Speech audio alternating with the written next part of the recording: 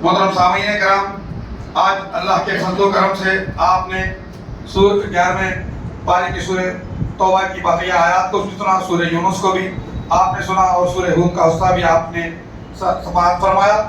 میں سورہ توبہ میں کل جو ہم نے 94ویں آیت تک آپ کے سامنے پیش کیا تھا، وہیں سے میں باقی حصے کو پیش کروں گا کہ ان تینوں آیتوں میں منافقین کا تذکرہ ہے جو جنگ تبوک میں حاضر نہیں ہوئے تھے۔ صحابہ کرام کی اللہ تعالیٰ بیان کی ہے کہ انصار و مہاجرین اور دیگر صحابہ سے اللہ تعالیٰ راضی ہے۔ پھر منافقین کی مسجد ضرار کی برائی بیان کی گئی ہے کہ اس مسجد میں آپ صلی اللہ علیہ وسلم ہرگز نہ جائیں۔ پھر خبر دی گئی ہے کہ مومنین کی جان و مال کا سودا اللہ تعالیٰ نے جنت کے بدلے میں کر لیا ہے۔ مومن کی اپنی جان و مال کے نقصان پر غم کرنے کی ضرورت نہیں ہے، کیونکہ اس کے بدلے اللہ نے جنت عطا کرنے والا ہے۔ پھر مومنین کی صفت بیان کی گئی ہے کہ وہ کثرت سے توبہ کرنے والے، عبادت کرنے والے، راتوں کو جاگنے والے، رکوع کرنے والے، سجدہ کرنے والے، نیکی کا حکم دینے والے، برائی سے روکنے والے اور اللہ کے حدود کی حفاظت کرنے والے ہیں، انہیں جنت کی خوشخبری سنا دو۔ پھر رب الجلال والاکرام نے نبی اکرم صلی اللہ علیہ وسلم کو اس بات سے منع کر دیا ہے کہ کسی بھی مشرک کے حق میں مغفرت کی دعا نہ کریں، چاہے وہ کتنے ہی قریبی رشتہ دار کیوں نہ ہو۔ تین صحابہ کی توبہ کے بارے میں ارشاد فرمایا گیا کہ جنگ تبوک میں شریک نہیں ہونے والے تین صحابیوں کی توبہ کا تذکرہ کیا گیا ہے کہ تبوک کو ساعۃ العسرہ یعنی تنگی کا سفر سے تعبیر کیا گیا، اس لیے کہ ایک تو موسم سخت گرمی کا تھا، دوسرے فصلیں تیار تھی، تیسرے سفر خاصا لمبا تھا اور چوتھے وسائل کی بھی کمی تھی، اس لیے اسے تنگی کا قافلہ یا لشکر کہا جاتا ہے۔ یہ تینوں صحابی کعب بن مالک، مرارہ بن ربی اور ہلال بن امیہ رضی اللہ تعالیٰ عنہ تھے جو نہایت ہی مخلص مسلمان تھے۔ پھر رب الجلال والاکرام نے اہل ایمان کو مخاطب کر کے تقوی اور سچائی میں شامل ہونے کی تعلیم دی، کیونکہ نیک لوگوں کی صحبت سے انسان نیکی پر رہتا ہے اور برے لوگوں کی صحبت سے انسان برائی کی طرف مائل ہوتا ہے۔ اسی طریقے سے امت مسلمہ کو سبق سکھایا گیا ہے کہ جہاد کے ہر موقع پر سب کے سب جہاد میں شامل ہونے کی ضرورت نہیں ہے، بلکہ ایک گروہ جہاد میں شریک ہو تو دوسرا گروہ دین کا علم سیکھنے اور اس کی سمجھ بوجھ حاصل کرنے میں لگا رہے تاکہ قوموں کو ڈرایا جا سکے۔ پھر زیادتی ایمان کا تذکرہ کیا گیا ہے کہ یہ ایک حقیقت ہے کہ ایمان میں کمی اور زیادتی ہوتی رہتی ہے، لیکن بعض لوگ ایمان میں کمی اور زیادتی کے قائل نہیں ہیں۔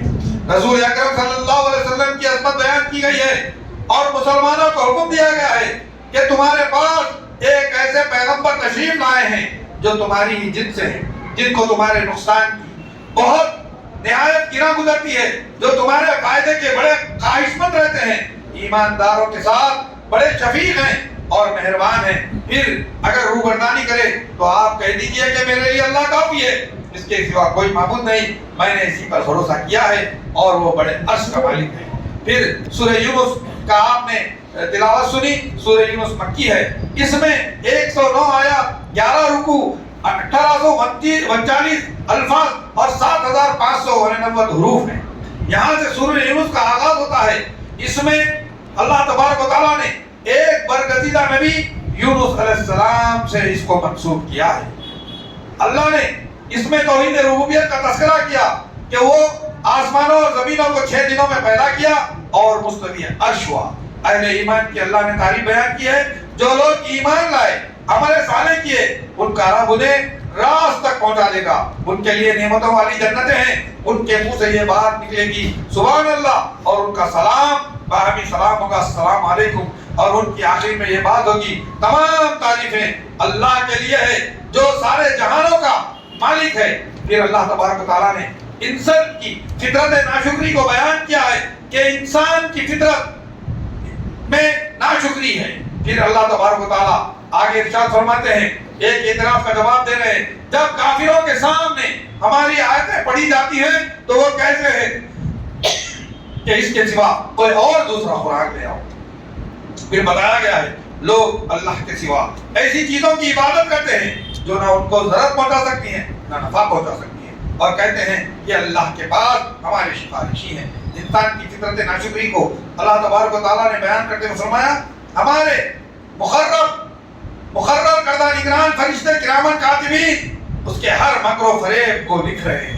फिर रब्बे जुल जलाली वल इकराम ने इरशाद फरमाया है कि दुनियावी जिंदगी की मिसाल बयान की है कि दुनियावी जिंदगी की मिसाल बरसात के सबब लहलहाती सरसब्ज़ व शादाब खेती की तरह है। फिर बताया अल्लाह ताला तुम्हें सलामती के घर की जानिब बुलाता है। अल्लाह तबारक व तआला जिसे चाहता है सीधे रास्ते की रहनुमाई अता करता है।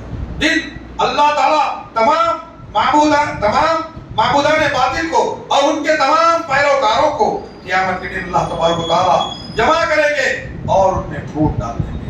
फिर इंसानियत से सवाल किया जा रहा है कि तुम्हें रोजी देने वाला, बसारत और सामान देने वाला, मुर्दों को जिंदा करने वाला, जिंदों को मुर्दा करने वाला कौन है?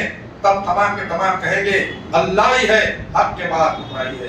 ये नबी अकरम सल्लल्लाहु अलैहि वसल्लम को हुक्म दिया गया है कि ये लोग आपकी दावत का इनकार कर दें तो उनसे कह दो कि मेरे लिए मेरा अमल और तुम्हारे लिए तुम्हारा अमल है। कौन? फिर रब्बुल जलाली वल इकराम ने फरमाया नबी नफा और नुकसान के मालिक नहीं है, जो तकदीर में हो हर एक का वक्त मुकर्रर कर दिया गया है।